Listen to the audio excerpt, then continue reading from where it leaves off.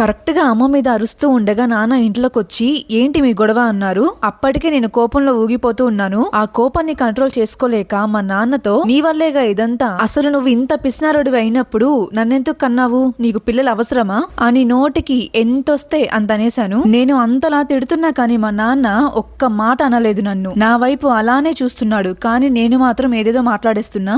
ఆ రోజు రాత్రి ఇంట్లో ఎవ్వరూ అన్నం తినలేదు. ఆ నెక్స్ట్ డే మా నాన్న హాస్పిటల్ కి వెళ్లి ఇంకా ఇంటికి రాలేదు. 2 days వరకు కూడా హాస్పిటల్లోనే ఉండడం, హాస్పిటల్లోనే తినడం, హాస్పిటల్లోనే పడుకోవడం. ఇంకా మా అమ్మ బతిమలాడేసరికి అప్పుడు వచ్చారు ఇంటికి 2 days కి. ఇంటికి వచ్చాక నాతో అయితే మాట్లాడలేదు. ఆ గొడవ జరిగిన తర్వాత నేను కూడా హాస్పిటల్ కి వెళ్ళడం మానేశాను. గొడవ జరిగిన రోజు మా నాన్న సైలెంట్ గా ఉండకుండా నన్ను కూడా ఏమైనా తిట్టుంటే బాగుండేది, ఏం తిట్టలేదు కదా అని నేను కూడా బాగా అడ్వాంటేజ్ తీసుకొని ఊరికే తిట్టేవాడిని, ఊరికే చిరాకు పడేవాడిని. ఫ్రెండ్స్ తో బయట తిరిగి లేట్ నైట్స్ ఇంటికి వచ్చేవాడిని. అలాగా టైం వేస్ట్ చేస్తూనే డిగ్రీ కాస్త అయిపోయింది. నిజం చెప్పాలంటే ఆ గొడవ జరిగినప్పటి నుంచి మా నాన్న లాస్ట్ డే వరకు అస్సలు మాట్లాడుకోలేదు. ఏదైనా తప్పని పరిస్థితులు ఏమైనా ఉంటే అప్పుడు మాట్లాడుకునే వాళ్ళం అంతే.